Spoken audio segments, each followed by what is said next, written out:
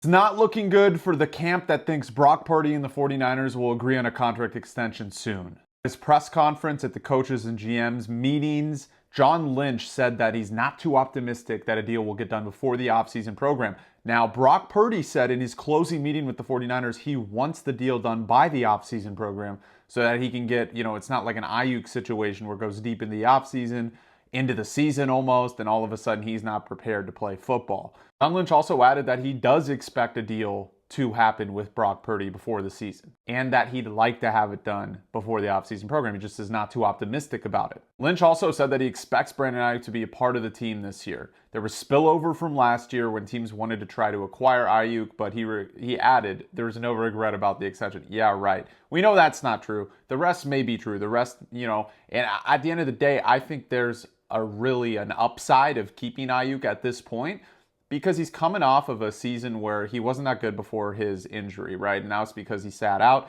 But 2 years ago, he was one of the, you could argue, top 5 to 10 receivers in all of football. So his value would automatically increase immensely if he comes back to like even a glimpse of what he was 2 seasons ago. So there's no point right now in trading him before Tuesday for a 3rd round pick.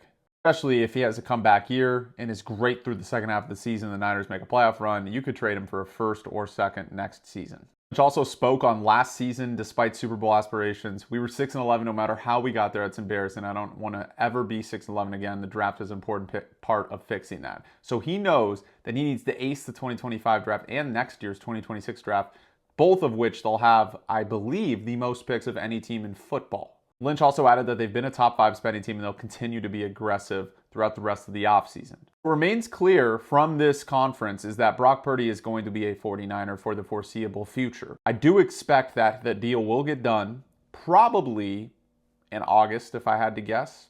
July or August, probably late, because both sides will want to get to a number that they're comfortable on. I think it'll end up being 51, 52 million personally, although I don't know. With the salary cap increasing every single year, that $51 million a year expected contract, even if it's $55 million, that's going to be less with the cap increase in inflation in a few years anyways. Look at the Jalen Hurts deal at the time versus now, $51 million a year.